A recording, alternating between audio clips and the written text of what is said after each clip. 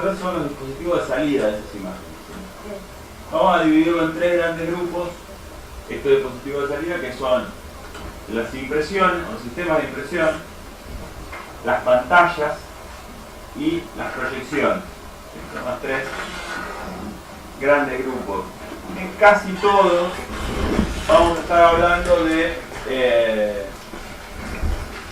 sistemas de impresión matricial, o sistemas de impresión, o sistemas de salida matriciales. Estos son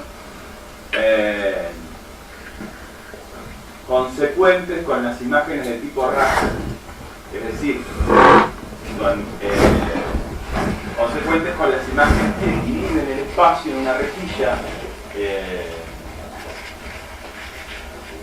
modulada, y a cada uno de los espacios o los intersticios que quedan dentro de esa rejilla le asigna un valor lumínico y cromático determinado. Si bien hay algunos dispositivos de salida vectoriales, son los menos, igual hoy lo vamos a ver también. Entonces, este esquemita que representa los tres colores primarios pigmento y los tres colores primarios generativos, decíamos que nosotros construíamos las imágenes digitales a partir de la tríada generativa de colores, la tríada primaria de colores generativa, que era el azul, el verde y el rojo. ¿Por qué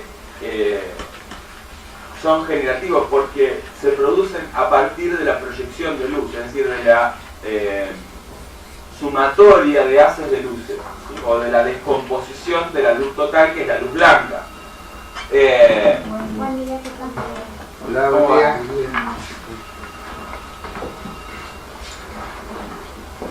¿Cómo va? ¿Bien? Bueno. Recién arrancando, así que siéntense. ¿Quién aquí? ¿Ah? Ayer estaba ahí, ¿viste? ¿Y aquí? Hola.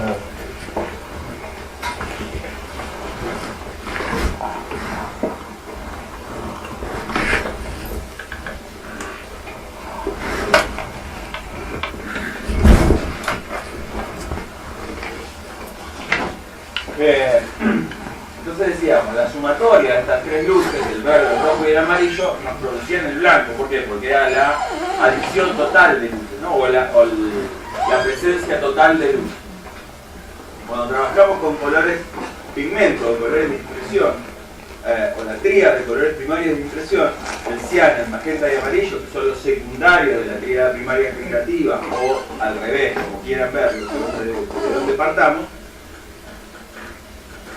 trabajan de manera, como trabajan al contrario que la tríada generativa, es decir, no trabajan sumando luz o adicionando luz, sino que trabajan sustrayendo luz a partir de que son filtros de reflexión de la luz.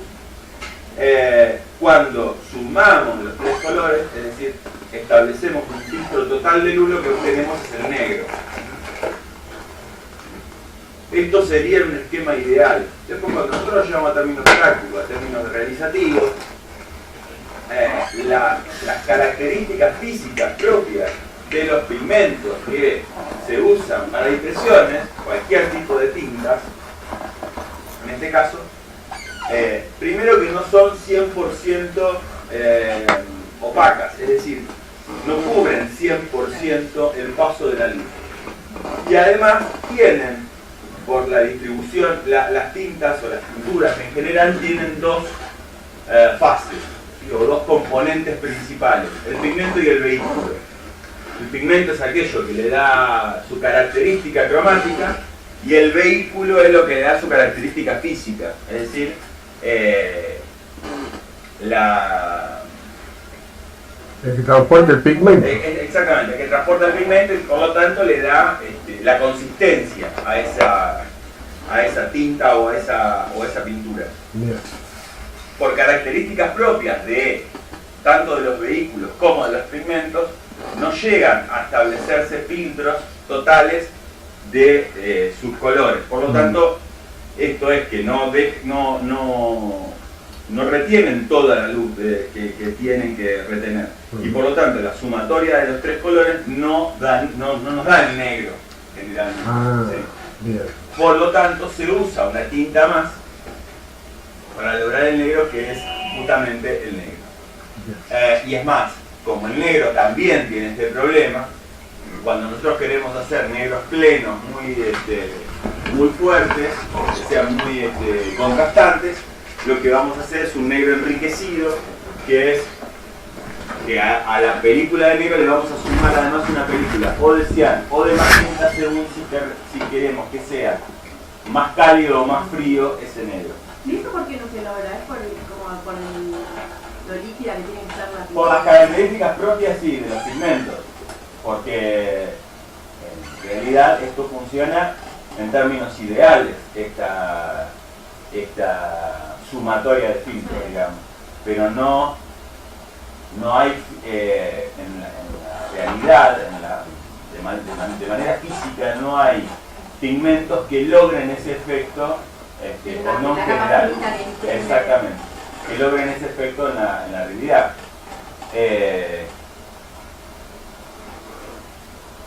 Y es bastante verificable si toman óleos o acrílicos o cualquiera de estos sistemas de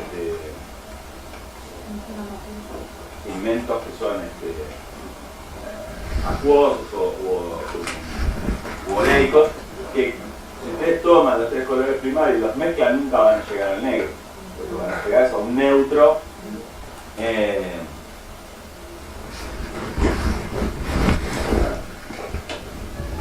sería el proceso.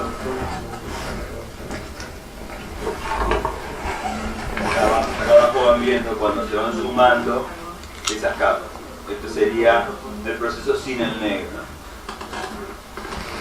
Y bueno, logramos mayores contrastes.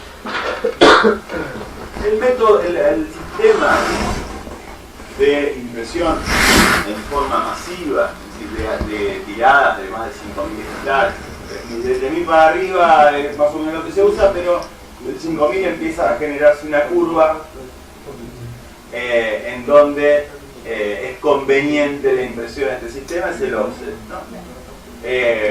El offset funciona, un esquema básico, funciona en cada uno de los cuerpos, en cada uno de los colores, cada uno de esos cuerpos que veíamos en la imagen anterior. Son los colores que imprime el offset. Cada uno de esos cuerpos está compuesto en principio por estos rodillos, ¿sí? Una lámina de un cilindro de presión, un cilindro de mantilla y un cilindro de plancha. Y los tinteros y los aguadores.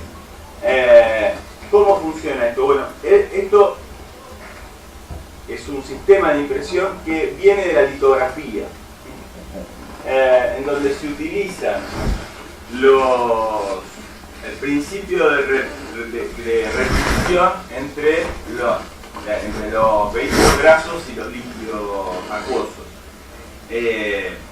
La tinta que se usa para el offset es una tinta oleica que repele el agua. Entonces, en un proceso, lo que nosotros hacemos es generar una chapa de aluminio para cada uno de estos colores.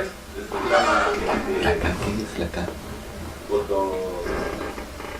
fotomecánica, el proceso de fotomecánica, en donde se hace la división de la esto se puede hacer, antes se hacía a través de lentes con filtros, como en una copiadora de fotos, ¿sí? Ahora se hace a partir del software. Casi todos los software de edición de imágenes vienen incorporados con un divisor de colores. Hacen la separación de esos colores y se imprimen en principio en una película. Ahora también hay impresión de chapa directamente, pero antes lo que se hacía, se imprimía una película, un celuloide, impreso en negro, con cada una de las capas estas de color. Eso se lo apoyaba, se le ponía una cámara de vacío arriba de una chapa de aluminio que venía con un revestimiento fotosensible. Se le aplicaba una luz muy fuerte donde estaba el negro, no obturaba, digamos, donde estaba el negro quedaba la película sin revelar, y donde no había negro endurecía esa capa. Eso se lavaba, y eso nos da una primera forma, lo que se llama forma de impresión. A eso se reviste este cilindro. Ese cilindro se entinta y se le tira agua donde no hay, donde está repelido por el agua, entra la tinta en la forma esa de aluminio. Eso pasa a un cilindro de goma, que es este cilindro de mantilla, que contiene la tinta que quedó en la plancha de aluminio, y eso transfiere al papel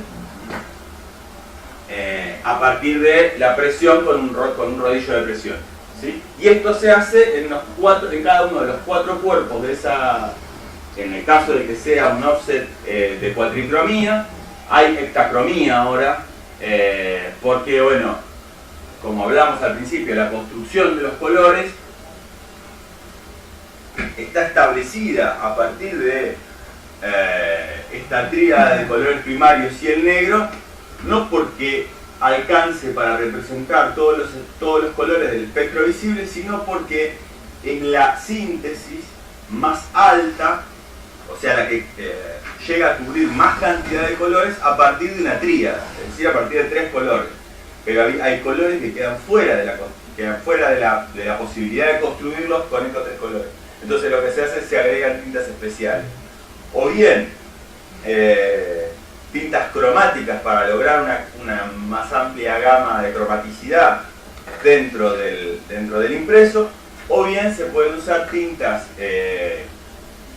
preparadas, se llaman, más conocidos son los catálogos Pantone, que son tintas que ya vienen específicas sobre, qué sé yo, si uno tiene una marca, por ejemplo, en la que está trabajando y quiere que siempre la marca salga igual impresa, lo que va a hacer es va a usar una tinta Pantone para que siempre esa marca salga con el mismo tono de color y no dependa de las densidades distintas que tenga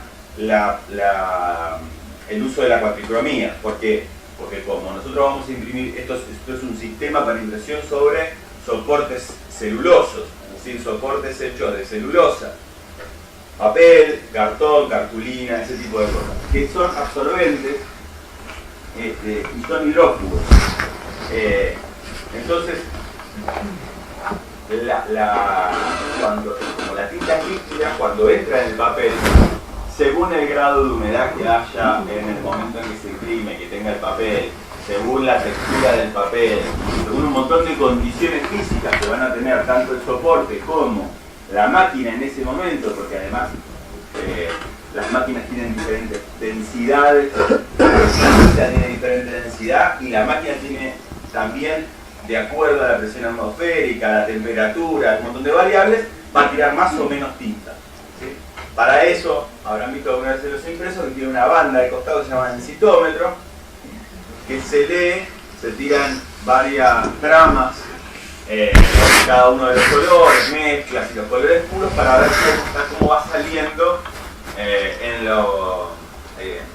la tirada, cómo van saliendo las referencias. Y eso nos va a dar más o menos cómo va a salir el impreso. Los empates de tetrabrico. En los empates de tetrabrico, casi todos los impresos van a tener. Generalmente los que son impresos en offset para que tienen impresos se terminan regilando esas partes, ¿no? Y en aquellos que son envases más grandes termina quedando adentro y porque quedan escondidos por el doblez o por alguna de esas cosas. Entonces decíamos, para que no nos pase eso, por ejemplo, supongamos Coca-Cola tiene un Pantone específico que es el que trabaja con su marca. ¿Por qué? Porque quiere que siempre sea el mismo rojo el que aparece en su marca. Y no quieren dejar librado a la impresión, al sistema de impresión de cuatricromía, a esa mezcla de colores, de la capacidad que tenga el papel de absorber o no absorber, esa mezcla que va a ser la cuatricromía. Entonces, además de, si por ejemplo se hace un afiche, lo que va a tirar es una cuatricromía más un color especial con el cual va a imprimir su marca. En muchos casos pasa esto. En muchas marcas además pasa esto. Entonces, se agrega a esos 4 cuerpos principales algún color especial, o bien para mejorar el realismo de una foto o de una imagen de tipo fotográfica, o bien para poner una tinta especial determinada para una marca o para una cosa o para un que lleve, digamos, una cuestión identitaria que esté ligada al color, ¿sí? O bien para meter tinta metalizada, dorada, plateada, que también van aparte y se imprimen aparte. Además tienen mayor poder cubritivo, entonces siempre van esos al final de la cola de impresión. Y siempre se imprime de más claro a más oscuro.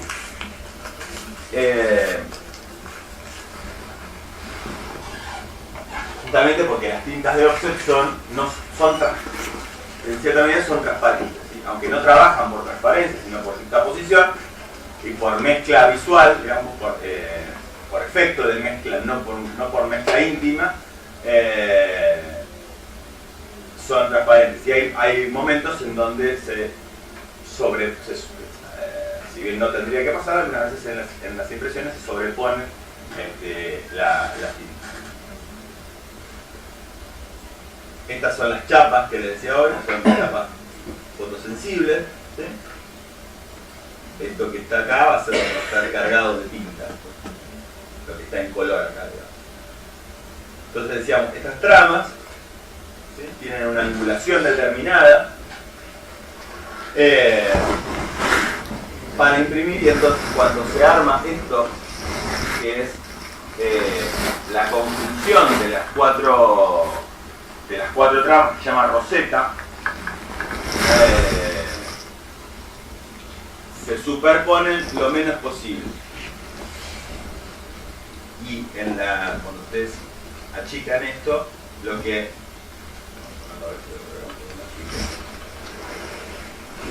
bueno, acá se forma un color, no como hacían los divisionistas, digamos.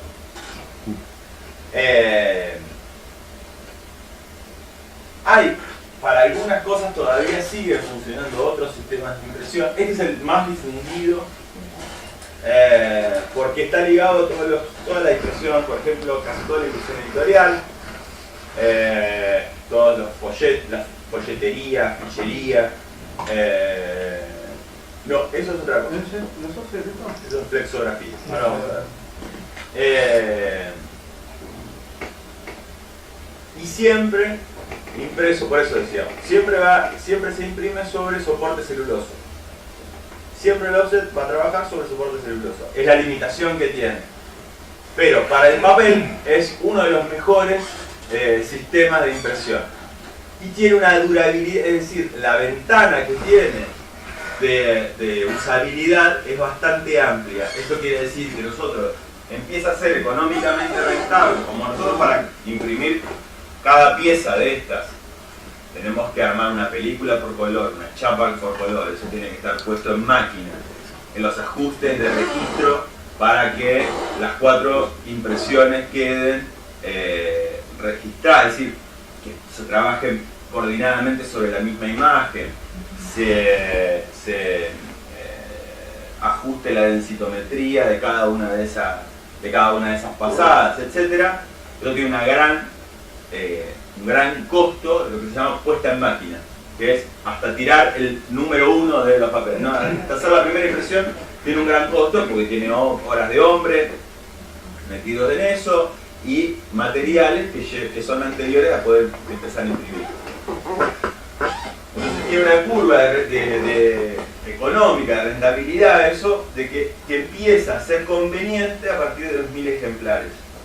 ¿Sí? Cuando nosotros empezamos, los primeros 1000 es lo mismo, casi, si imprimimos 500 que 1000 o 200 que 1000. ¿Por qué? Porque el costo más grande va a estar puesto ahí en la puesta en máquina. ¿Sí? De ahí para arriba se empieza a armar una curva en que cada vez es más conveniente imprimir en offset hasta los 100.000 ejemplares. ¿Sí?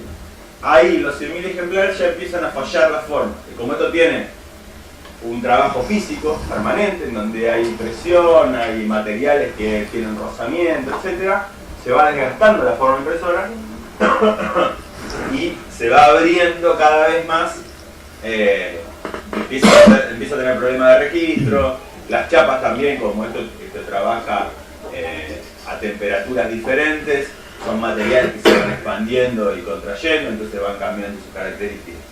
Entonces, de los 1000 a los 100.000 más o menos vamos bien con esto. Por eso es el sistema más extendido, porque además trabaja sobre soportes celulosos que durante mucho tiempo, durante todo el siglo XX, fueron el soporte más usado para todo. Fíjense, la mayoría de los envases del siglo XX tenían soporte celuloso, todas las impresiones de prensa, lo que eran revistas, etc. Salvo las muy grandes tiradas que ahora vamos a ver cómo se hacía. ¿Y eso, las máquinas más estándar tienen algún límite de espesor del soporte celuloso? En general trabajan el soporte por gramaje por metro cuadrado. Pero en general hasta 400 gramos por metro cuadrado funcionan bien. El único problema que tienen es que como trabajan sobre formas circulares, las formas de expresión son circulares, requieren sí que tengan cierta flexibilidad los soportes. Por eso es complicado trabajar sobre, por ejemplo, cartón. Porque la búsqueda del material está hecho, está preparado ese material justamente para mantener rigidez, no para ser flexible. Por lo tanto es más complejo. Hay algunos sistemas adaptados para esto, como por ejemplo este esquema, en donde supuestamente la cama es plana, en la que pasa el soporte, pero en la mayoría de los sistemas offset requiere de que el soporte sea flexible. Por lo tanto, más o menos hasta los 300, hasta los 380, 400 gramos, que el espesor del papel hace que todavía no se quiebre ninguna de las dos caras cuando se curva, es un buen método. Ya cuando el soporte de ilustración tiene que ver gramaje también, cuando el soporte de ilustración, algo ya calidad fotográfica, ¿lo conoce? Son distintas cosas. Por el hecho de que, porque he visto el gramaje de 400, 380, pero en ilustración. Y tengo entendido que la ilustración también cumple. Sí, pero lo que pasa es que hay dos. Son dos cosas diferentes. La diferencia entre el papel obra, que es el que conocemos tradicionalmente, el que usamos todo el tiempo para escribir, eso es un papel prensa, que es distinto. Tiene fibras más grandes, tiene fibras más largas, tiene menos, se usa menos seleccionada la fibra de celulosa y además lleva menos cloro que la fabricación de papel obra y menos aditamentos. El papel ilustración lo que tiene es que puede ser en una o en las dos caras, tiene un tratamiento especial para lograr una mayor reflexión de la luz. Pero no tiene nada que ver con el papel fotográfico, que es otra cosa. El papel fotográfico es un papel sintético, en el que la celulosa está solo en el soporte, después tiene todas unas capas que son fotosensibles y que trabajan de otra manera. Y ese no sirve para hacer, pero no por la calidad del papel, no porque el papel no se pueda hablar, sino porque la superficie del papel es impermeable. Entonces la tinta no entra, resbalaría, no se secaría. Creo que es la idea de los papeles fotográficos ahora para impresión. O sea, la calidad lo que se busca con yo creo que se busca es darle ese reflejo de luz y darle esa intención de fotográfico, digamos. En algunos casos sí, en algunos casos no. El tratamiento superficial del papel, sea Digamos, vos tenés como base el papel obra, que es el que al menos da la luz superficial. Después tenés la ilustración o los estucados, que son el mismo proceso, nada más que no tienen brillo. O lo que se llama papeles glossy, O los laqueados. los satinados, claro. En realidad tienen que ver con algunos efectos de durabilidad, sobre todo, porque al estar más tratada la superficie también duran más. Un papel estucado mate, por ejemplo, es muy sensible al roce. Ustedes preparan pero es de mayor calidad. Por ejemplo, en las impresiones, ¿por qué? Porque la superficie, al ser está tratada con talco, además, la superficie de los papeles estucados, hace que cuando la gota o la microgota de tinta entra, no se expanda y quede casi en el lugar. Entonces eso hace que sea mucho más precisa la impresión. Si ustedes ven las mejores impresiones están hechas sobre papel estucado y no sobre papel ilustración, que es un grado más abajo del estucado. Mantiene la saturación del color. Mantienen mejor la saturación del color. Entonces, el satinado lo que hace es vuelve un poquitito más impermeable el papel, hace que se haga menos que el obra, que es muy hidrófugo, y le da ese brillo. Y ese brillo también lo que permite es endurecer la superficie del papel y brindarle una resistencia mayor al roce. Por eso las publicaciones muchas veces de circulación masiva están hechas en papel de ilustración. Todas las revistas, por ejemplo, ese tipo de cosas. Además de que algunas tienen después, una vez impresas, una pasada de laca o una pasada de barniz, que también aumenta en dos sentidos la duración del impreso. La aumenta por la cuestión física del rozamiento con el otro papel, y la aumenta porque además las tintas de offset son fotodegradables, es decir, los rayos UV la van degradando. Usted deja una cosa impresa al sol, lo que van a ver es que empieza a perder primero el magenta, después el amarillo, después el cian, ¿sí? Cuando ustedes barnizan o laquean una pieza, esa laca, ese barniz viene con filtro UV, lo que hace es que la incidencia de los rayos ultravioletas sea menor, entonces eso le da más durabilidad. Y si ya se va a hacer laqueado, conviene siempre el laqueado o el barnizado sobre papel de ilustración, porque va a chupar menos el papel de ilustración, entonces le va a dejar mejor terminado. A eso refiere la elección del papel. ¿Y las viste las ilustraciones esas que son, por ejemplo, un fondo de color y después tenés un texto que brilla y el fondo es opaco? ¿Eso también es en offset? Sí, lo que hacen ahí es esto que hablábamos de los diferentes cuerpos. Bueno, imprimen una base en cuatricromía normal, ¿sí? Como si imprimieran cualquier otro impresor. Después se arma una chapa para laquear sectorizadamente. Entonces yo puedo laquear solo la tipografía de la página, o una fotografía, o el fondo, o lo que sea. Incluso puedo darle distintos tipos de laqueado a distintas partes del impreso.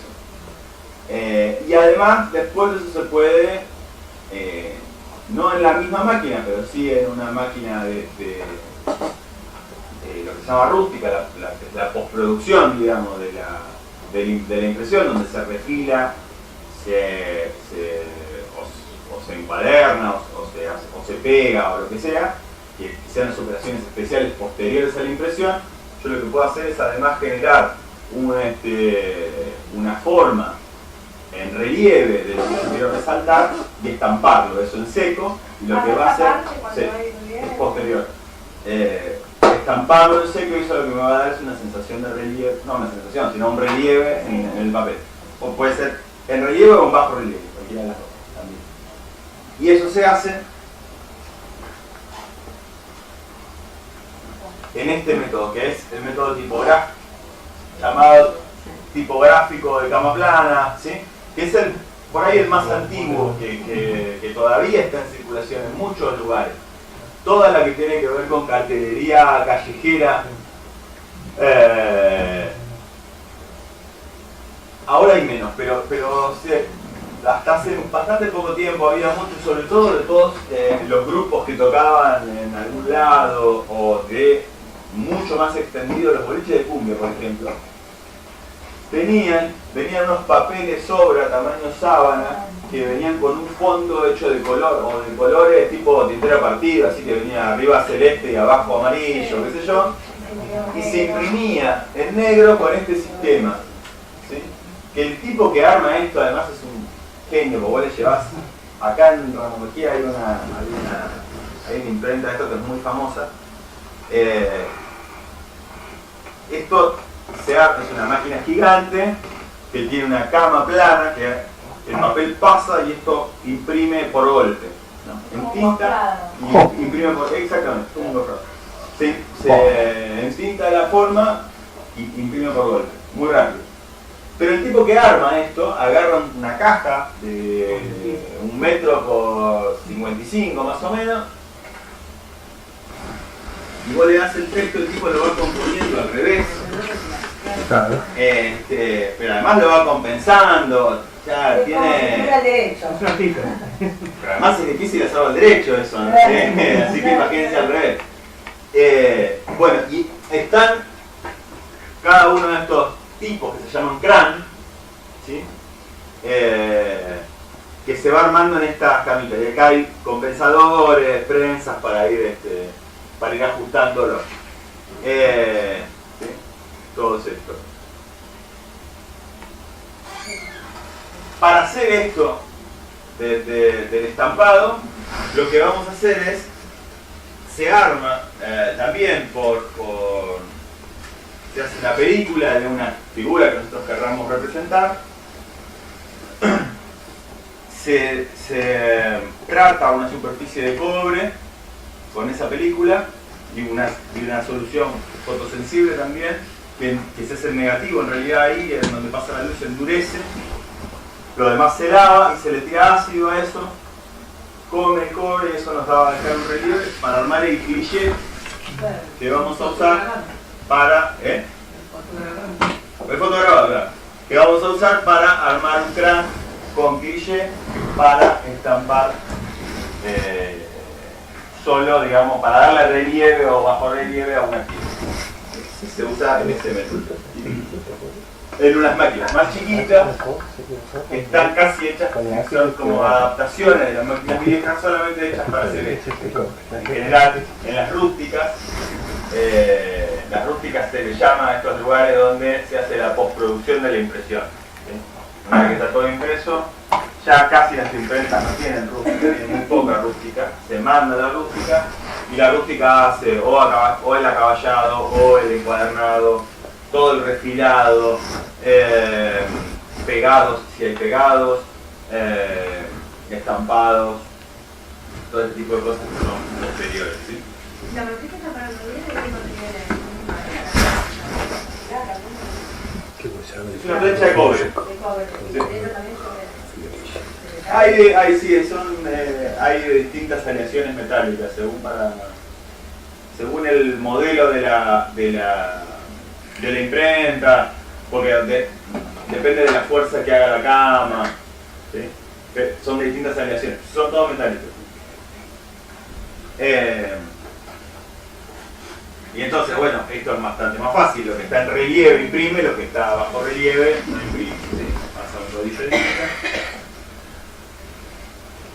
Uno de los problemas que empezó a tener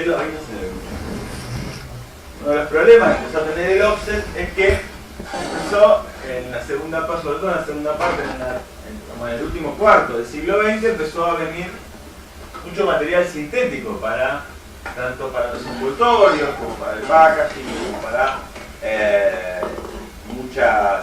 muchos envases.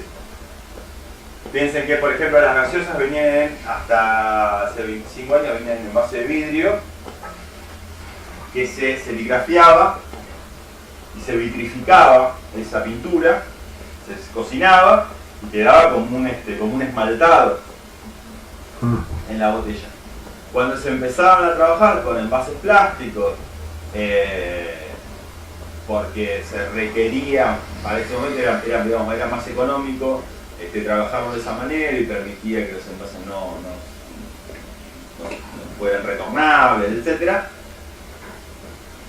Había una necesidad de resolver la impresión de todas esas etiquetas y todo eso muy rápidamente. Ahí empieza a funcionar, o se hace más conocido, el sistema de flexografía, que es esto que mostrabas hoy sobre las placas de aluminio. El sistema flexográfico trabaja con... Esta es la forma flexográfica.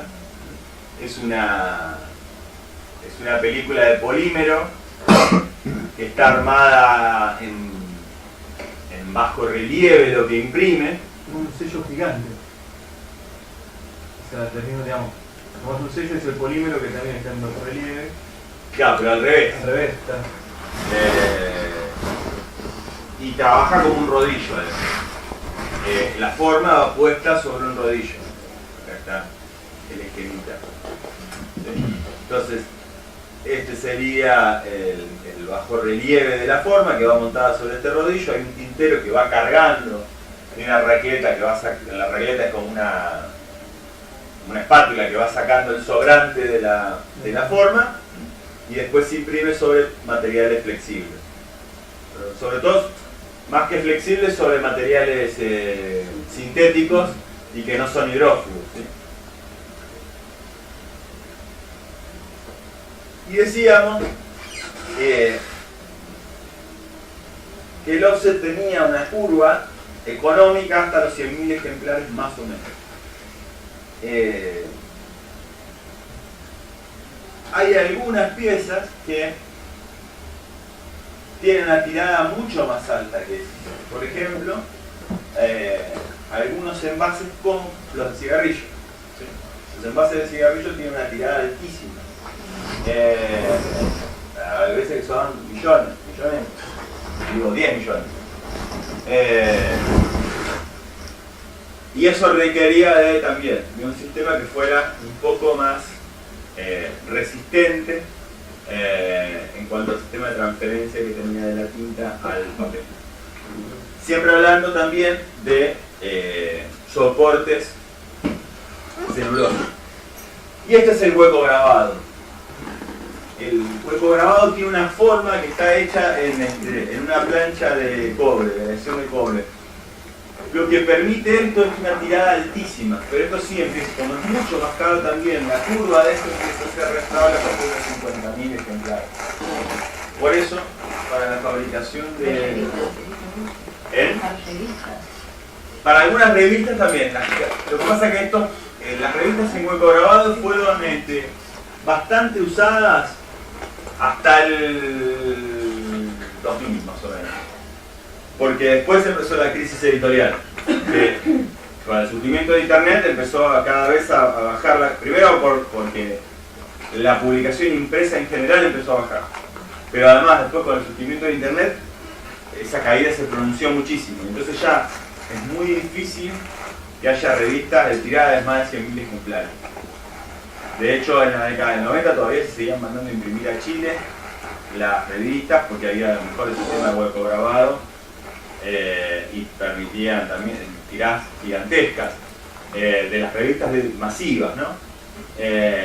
Las revistas ahora se está haciendo en offset muchas revistas, algunas, sobre todo los que tienen imprenta hueco grabado propia, como por ejemplo el Grupo Clarín o Editorial Atlántida, hacen algunos de sus productos en hueco grabado porque tienen garantizado alguna tirada de volumen grande, pero en general se impone todo en offset. Y las de menor calidad en rotativa, que es un sistema offset pero de menor calidad, donde se usa papel en bobina y no papel en pliegue. Bueno, si ustedes ven, ahora tienen muchas operaciones especiales, además, los packaging de los cigarrillos tienen mucho estampado, van a ver que tienen texturas, pero si lo miran con un cuentahilo, con una lupa grande, la tapa de cigarrillo van a ver que, por ejemplo, en los bordes tiene como un serrucho, ¿sí? En los bordes de los plenos tiene como un serruchito que son los alvéolos del hueco grabado, ¿sí? Que requiere cada una de las formas, sobre todo lo que son plenos, no es una super como en el offset. Por ejemplo, en el offset de un plano pleno está todo hecho, está todo cubierto por el lugar donde va a ir la tinta. En el hueco grabado son celdas, no puede estar todo hueco, porque si no queda como una pileta. Ese hueco está dividido en celdillas, y esas celdillas son las que se llenan de tinta y después se transfieren al papel. Con la propia expansión que tiene la tinta dentro del papel, logran que se forme el pleno, pero la tinta llega en celdillas separadas. Y es más o menos parecido a lo que veíamos recién con la flexografía, el sistema cómo trabaja.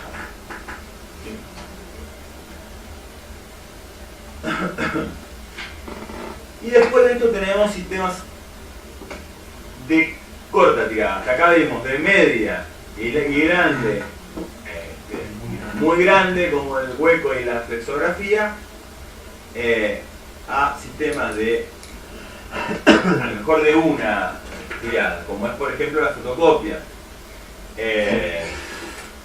La fotocopia trabaja a partir de un tambor que tiene dos principios básicos. Es fotosensible.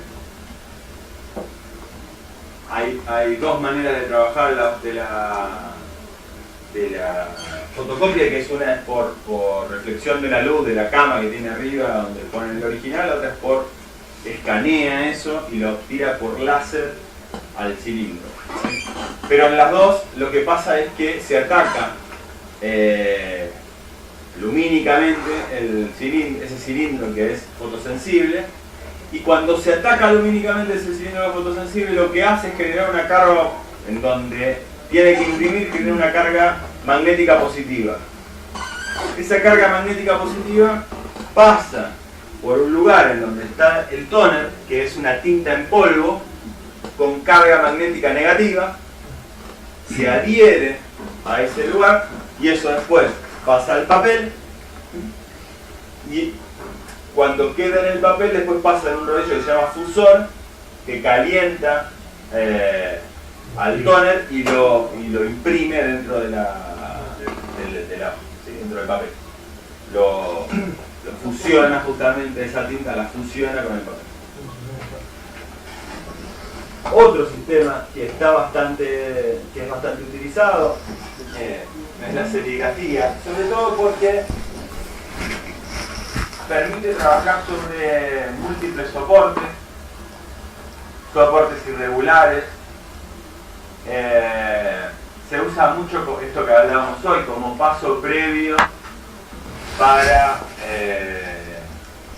o como paso de impresión para, por ejemplo, envases que requieren cocinado después.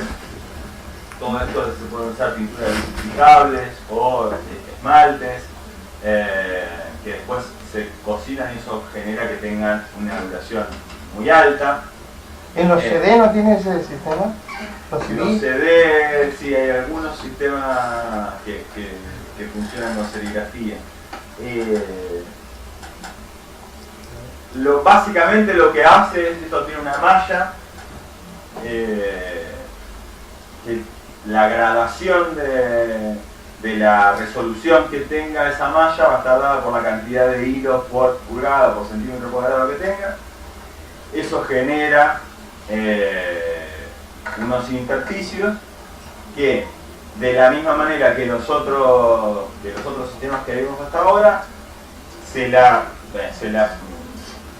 se le pasa una sustancia que es fotosensible, se le pone una película con el diseño que nosotros queremos transferir, eso se lo ataca con luz, lo que queda atacado con la luz se endurece, lo otro queda de forma líquida, se lava y entonces por aquello donde no está atacada la luz pasa la tinta. Se usan tintas de mucho cuerpo, ¿sí? De vehículos con mucho cuerpo, y se la esparce y se la trabaja con eso que se llama racleta, que es una especie de espátula que va a hacer pasar la tinta por esos intersticios. Lo más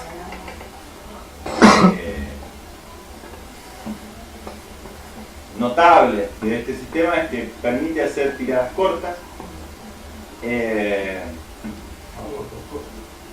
a bastante bajo costo y con mano de obra poco especializada. No es necesario, no tardas tanto en aprender a usar este sistema. Es muy utilizado en la industria textil. Ahora recién se está cambiando en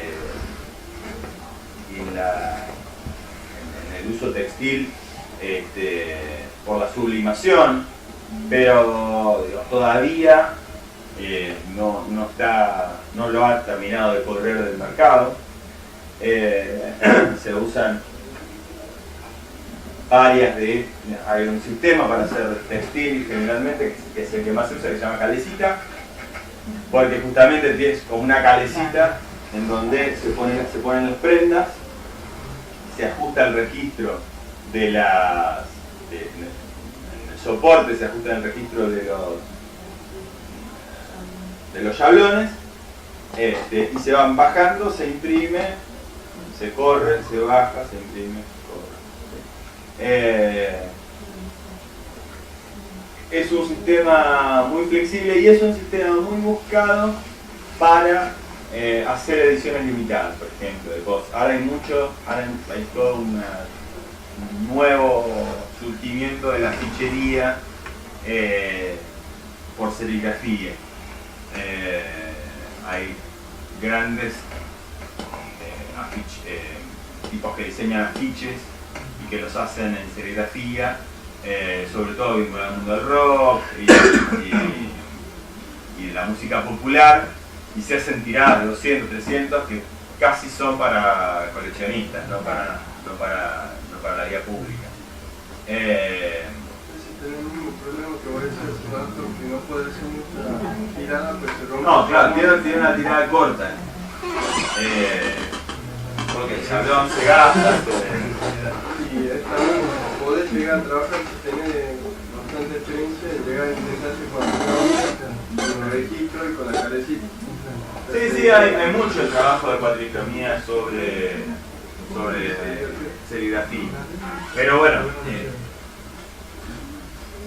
es conveniente para determinados soportes y para determinadas características. Y sí, lo que tiene como sistema de impresión muy característico es que la tinta que usa tiene tanto cuerpo que el impreso queda como pintado. Se logran planos plenos muy ricos, generalmente los colores son muy vivos, hay cosas que visualmente se logran con serigrafía que no se pueden lograr con otro método. Y lo importante de esto es que lo podés trabajar con los chicos, porque vos para trabajar sublimación, por ejemplo, necesitas todo un equipamiento para hacer esa sublimación, porque con los chicos podés ver los principios de los colores, cómo se combinan los colores. Entonces ese shablón te lo hace muy sencillo, es un dibujito, y vas cambiando y le vas mostrando a los chicos esas combinaciones, cómo se van produciendo, y vas mostrando una producción final. Después puede hacer un etapa de remera y ellos lo hacen.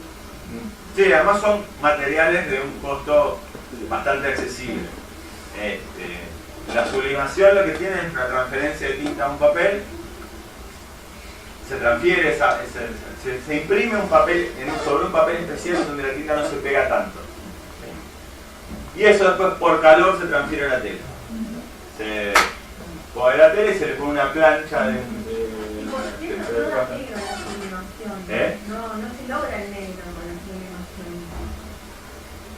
¿Viste? Depende mucho del sistema de impresión que tengas. Por ejemplo, si tenés un plotter, es más fácil llegar al negro que si tenés una impresora.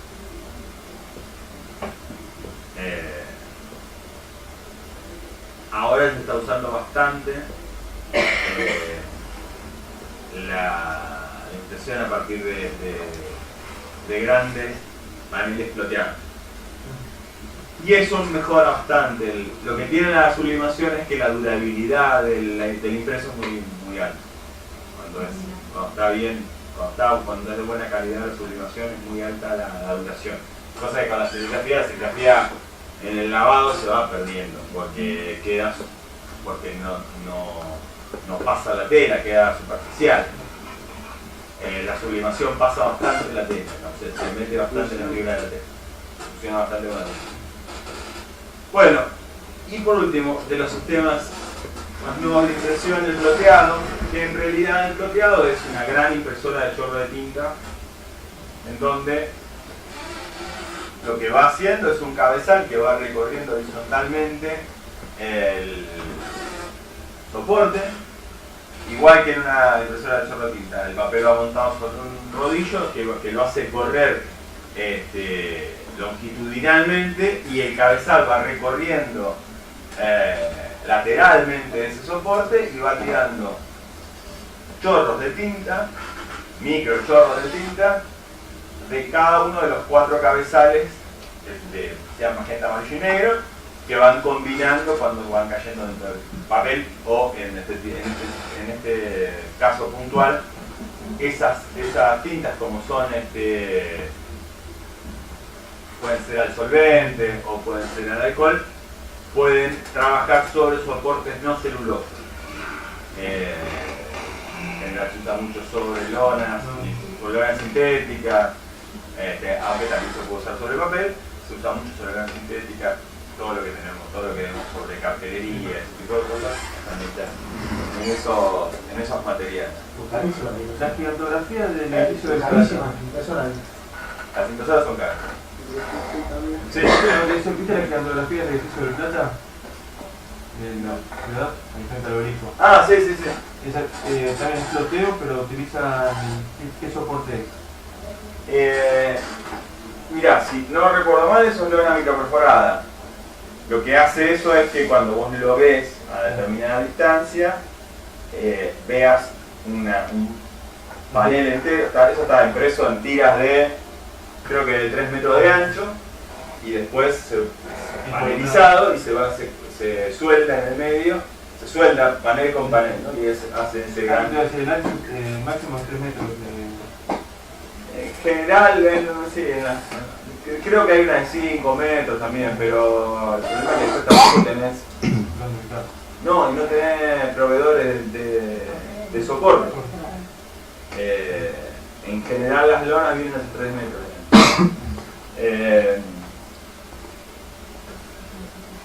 Se paneliza, se suelda y queda. Y lo que hace eso es que de lejos se ve como un plano, y cuando está cerca eso, digamos, del otro lado, deja pasar la luz. Es lo que usan los colectivos. Y se ve un poco para afuera.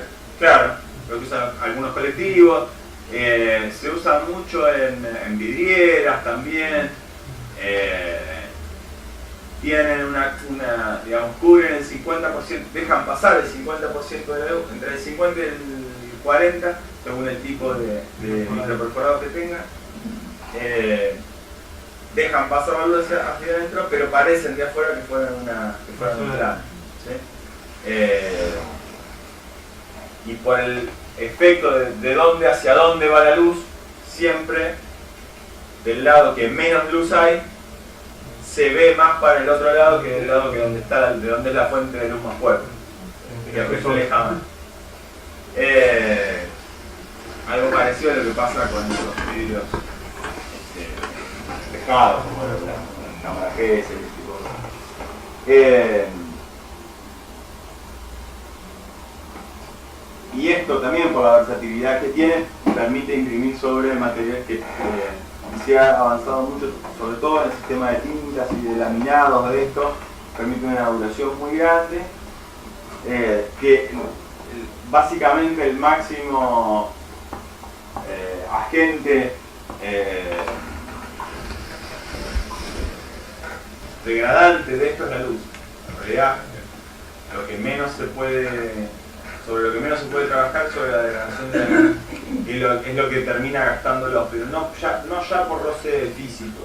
Se usan alfombras de impresas en esto, digamos, lonas que se usan como alfombras, no tienen gasto físico, pero por el laminado que tienen encima, etcétera, no se rayan ni se va lo impreso. Una duración óptima de 60 días. Antes de que empiece a degradarse por el tema de la luz. Sí, y también hay algunas tintas que son más caras, obviamente, que tienen más filtro ultra UV, entonces se pueden usar mejor afuera, pero sí, siempre están pensadas para, no para que sobrevivan todo el tiempo, son efímeras en ese sentido, que están pensadas para que tengan un uso acotado. Bueno, hasta acá vimos el tema de la impresión. ¿Alguna pregunta con esto?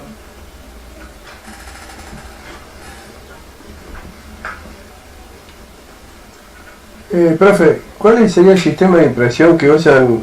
La vez pasada vi un video de la impresión de las latitas de bebida, ¿no? Flexografía. Flexografía, claro. ¿Puede ser que se haya logrado imprimir 2 millones por día de latitas? Y me decía el video de Europa. Puede ser, sí. Puede ser, ¿no? 2 millones por día. Es un sistema muy rápido, es el que veíamos acá. Pero justamente además como lo que imprime es un polímero, también permite que se adapte a muchas superficies distintas, a muchos materiales distintos. Ajá.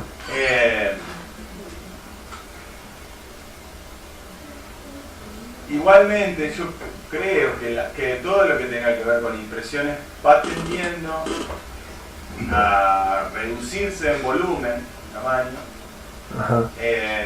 salvo aquellos que están destinados al packaging, ¿no? a resolver problemas de packaging. Las piezas impresas van a ser cada vez menos frecuentes, por varias razones. Primero por ser antieconómica, segundo por una cuestión del papel que cada vez es más difícil conseguir, cada vez es más caro. También porque hay una presión sobre la cuestión ecológica que implica el papel. Claro. Y porque los medios electrónicos cada vez van siendo más efectivos en resolver algunos de esos problemas. Ahora vamos a ver una cosa que tiene que ver con eso. Hay 20.000 millones de sistemas y por lo menos cuando vos ves un catálogo de alguna muestra de fotografía artística, viste que te dicen abajo la técnica de impresión y hay un montón de nombres extraños. Por eso dice como la más usada para hacer como foto artística en grande, con una buena calidad, además de la calidad de por qué tiene que tener el archivo, ¿no? Pero sí, no, en general las reproducciones fotográficas a gran escala, mediana escala, digamos que puede ser 1 metro, se hacen igual que como se hacía hace 60 años, pero solo que en vez de tener arriba un negativo que es iluminado por una fuente lumínica específica, es atacado por una especie de proyector, ¿sí?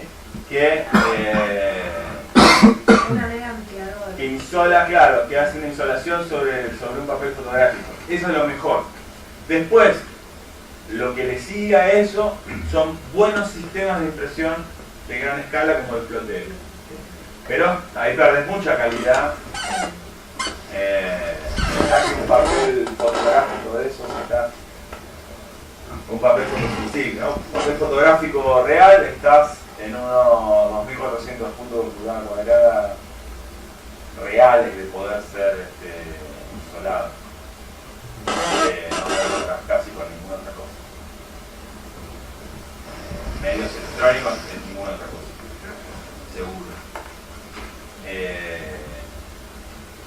y después podría haber un sistema de impresión sobre papel, por ejemplo, pero el problema es que la característica física de la tinta y del papel no permiten llegar a esa resolución, porque donde la tinta toca el papel se abre. No hay manera de que se contenga en una 2400ª parte del pulgada. Pero tienen el backlight acá, la luz. ¿Cómo son? Esas están impresas en estos sistemas, nada más que en vez de lonas back y lonas front. La lona front es opaca, es decir, no deja pasar la luz, y entonces se usa para, por ejemplo, todos los carteles que son iluminados de frente o vistos de frente, ¿no?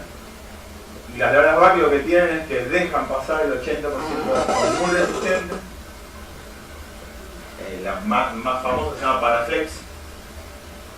Es una lona con dos películas de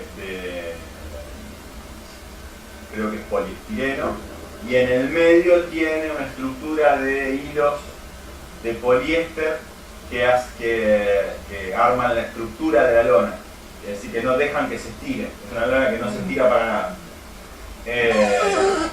y eso deja pasar el 80% de la luz. Entonces se imprime con este sistema sobre una de las caras. No, con las tintas son translúcidas. Las tintas tanto del offset o de este sistema son translúcidas. Son los soportes lo que son. Sí, lo que cambian son los soportes. De hecho, lo único, las tintas más opacas son las de serigrafía. Todas las demás tintas son bastante translúcidas. Entonces se imprime sobre una de las caras y se transilumina. Ilumina por detrás eso, y es como se hacen los backlights. Pero sí, están impresos en este sistema. Casi todas, por eso te decía, casi todas las demás fotografías que no están impresas en el sistema fotográfico, que son de 70 centímetros para arriba, porque además eso implica que se estén viendo desde una distancia más grande, se imprimen en estos sistemas, que más o menos andan en los 150, 170 puntos por pulgada cuadrada de resolución óptica, que es bastante real, porque como el sistema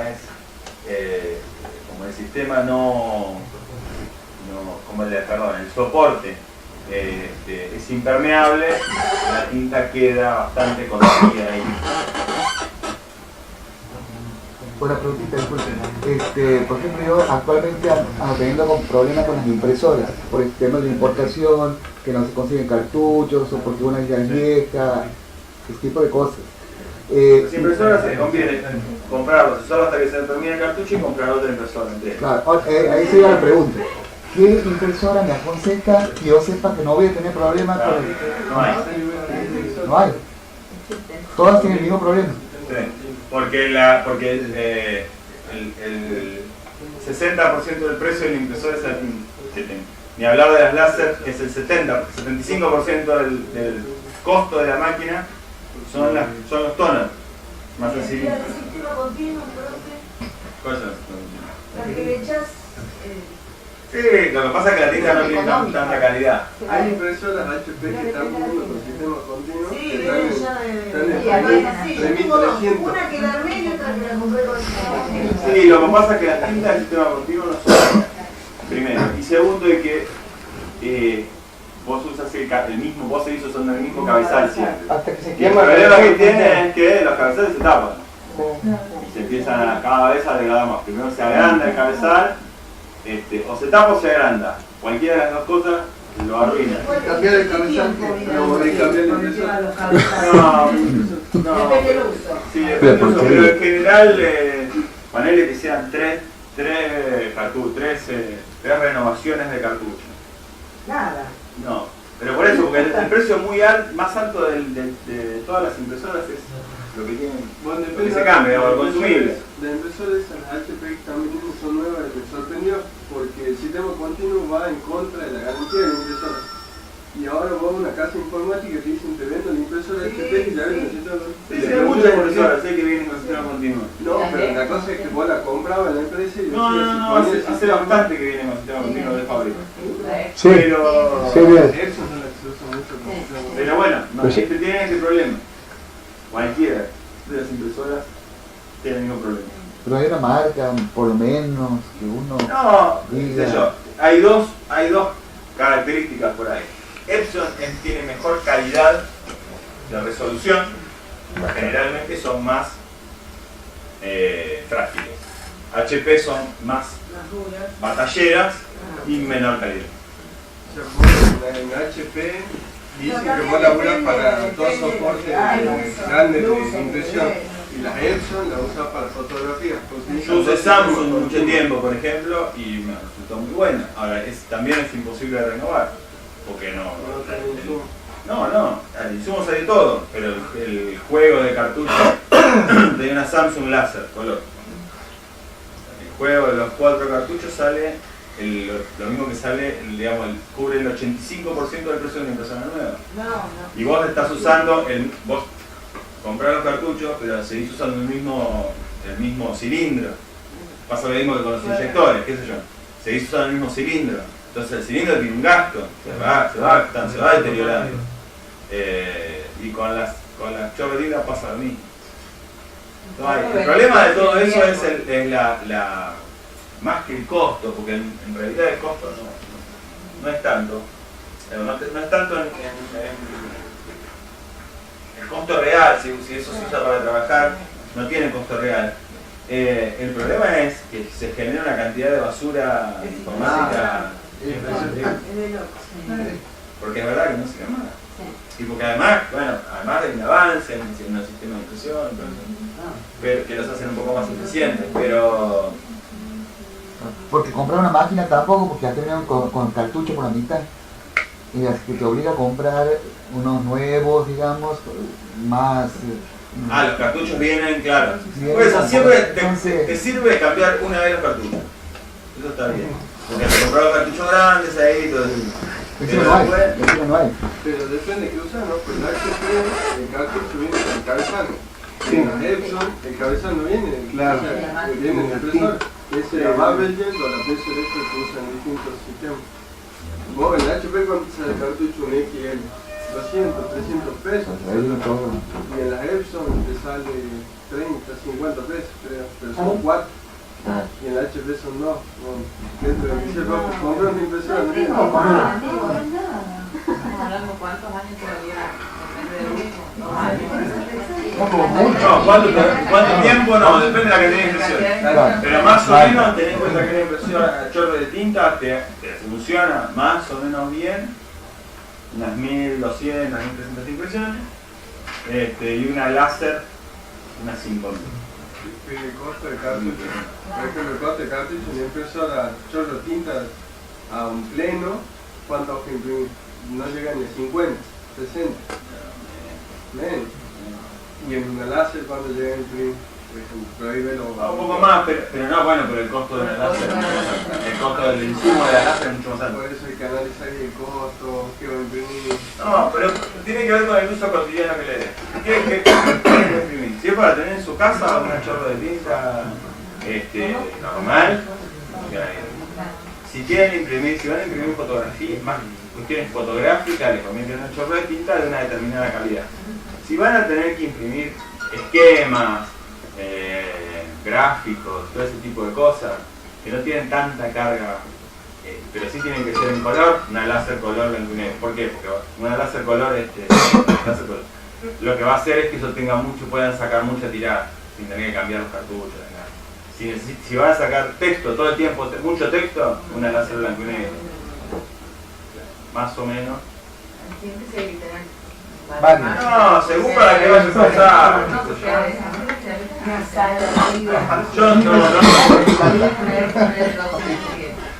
Bueno, cuando yo me compré la impresora láser color, que la quería para usar para armar cuando tengo una presentación, una carpeta o algo, para armarlo en mi casa y qué sé yo. Y la verdad es que después te sirve los primeros 15 días, después ya también empieza a salir diferente que cuando vas a un lugar a imprimir. Nada, tengo que ir a un lugar, imprimírmela, quiero hacer una presentación de bocetos finales, qué sé yo, imprimirla, carpetarla y llevarla. Y tengo solo para imprimir texto en mi casa ahora. Pero porque la verdad que todo lo demás no me sirve, ¿no? He probado un montón de cosas yo. Y si no, si tenés que hacer, por ahí hay cosas que son de tirada corta que las puedes hacer en tu casa, entonces te conviene incluir el costo de la impresora en el trabajo, que verdaderamente ahora, ¿no? Si tiene una tirada más o menos razonable, piensen que hay impresoras por 1000 pesos que están muy bien, y si es una tirada razonable de 100, son 10 pesos por impresión. En el costo real del trabajo global no lo va a faltar. Y lo resolves ahí y te queda, pues, qué sé yo, te queda para algo la impresora. Alguna planta dentro, ¿verdad? No, la podés seguir usando, que es un tiempo más.